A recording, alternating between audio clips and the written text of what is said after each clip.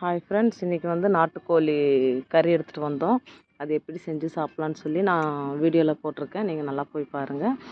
நாட்டுக்கோழி எடுத்துகிட்டு வந்து வெங்காயம், பச்சை மிளகாய் எல்லாம் போட்டு அரிஞ்சு, கருவேப்பிலை எல்லாம் போட்டு அரிஞ்சு நல்லா ஃபஸ்ட்டு தாளித்து விட்டுறணும்.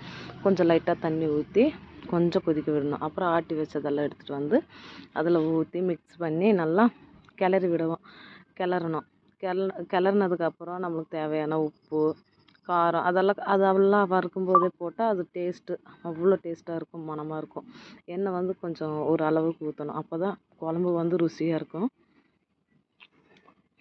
நம்ம எல்லாம் போட்டு மிக்ஸ் பண்ணதுக்கப்புறம் நம்மளுக்கு தேவையான அளவு தண்ணி ஊற்றி நான் வந்து 1.5 சொம்பு ஊற்றினேன். உங்களுக்கு எவ்வளோ தண்ணி தேவையோ அவ்வளோ ஊற்றிக்கலாம்.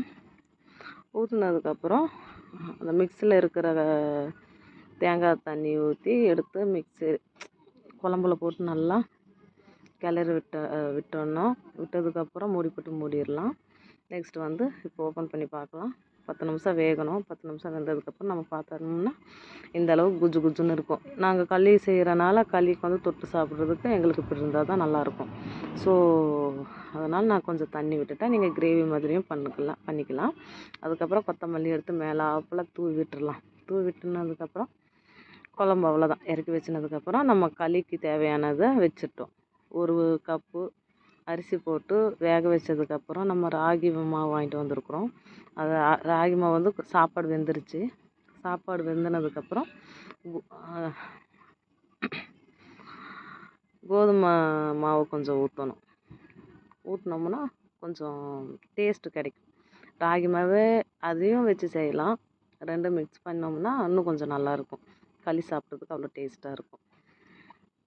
சில பேர் வெறும் மாவில் மட்டும்தான் களி செஞ்சு சாப்பிடுவாங்க. பட் நாங்கள் வந்து எப்படின்னா இந்த மாதிரி அரிசி வேக வச்சு சோறில் தான் களி செஞ்சு சாப்பிடுவோம். அதுதான் உடம்புக்கு தெம்பு.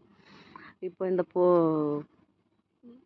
பபுள்ஸாக வந்ததெல்லாம் அந்த மாவை மூடினதுக்கப்புறம் நம்ம ஒரு கட்டை எடுத்து கிளறிடலாம். கிளறினதுக்கப்புறம் கொஞ்ச நேரம் அடுப்புலேயே வேக வைக்கணும். ஏன்னா அப்போ தான் மாவு வாசம் வராது. இப்போ நான் நல்லா கிளறி கீழே இறக்கிட்டேன். இப்போ வந்து உருண்டை பண்ணிக்கலாம். ஒவ்வொரு உருண்டை ஒவ்வொருத்தருக்கு உருண்டை பண்ணிக்கலாம். ஒரு பிளேட்டில் வச்சு இது வந்து சின்ன பொண்ணுக்கு, இது எனக்கு, இது வந்து பெரிய பாப்பாவுக்கு, இது வந்து அவருக்கு.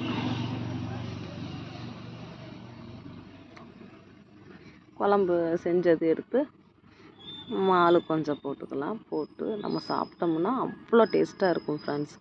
யாருக்கு களி பிடிக்குமோ, நாட்டுக்கோழி கறி பிடிக்குமோ அவங்க இந்த மாதிரி செஞ்சு சாப்பிட்டு பாருங்கள். செம்ம டேஸ்ட்டாக இருக்கும். கோதுமை களி சாப்பிட்றத விட ராகி களி சாப்பிட்றது அவ்வளோ டேஸ்ட்டு, உடம்புக்கு நல்லது. எங்கள் தாத்தா பாட்டிங்கெல்லாம் இன்னும் உயிரோடு இருக்காங்க இந்த களி சாப்பிட்டு. நல்லாயிருக்கும். நீங்களும் சாப்பிட்டு பாருங்கள். அவ்வளோ டேஸ்ட்டாக இருக்கும். எல்லாத்துக்கும் பிளேட்டில் கொஞ்சம் கொஞ்சம் போட்டாச்சு. போட்டதுக்கப்புறம் நம்ம டேஸ்ட்டு பண்ணி பார்த்துக்கலாம் எப்படி இருக்குன்னு. உங்களுக்கே தெரியும் பார்த்தா எவ்வளோ டேஸ்ட்டாக இருக்குன்னு. சாப்பிட்டு பார்த்தோம்னா இன்னும் டேஸ்ட்டு செம்மையாக இருந்துச்சுங்க. அம்மாவுக்கு கொண்டு போய் கொடுத்தேன். அம்மாவும் சூப்பராக இருக்குன்னு சொன்னாங்க. வேறு லெவலில் இருந்துச்சுங்க. யாருக்காருக்கு இது பிடிச்சிருக்கோ சாப்பிட்டு பாருங்கள். சாப்பிட்டு பார்த்து நல்லா இருக்கா நல்லா இல்லையான்னு கமெண்ட் பண்ணி சொல்லுங்கள்.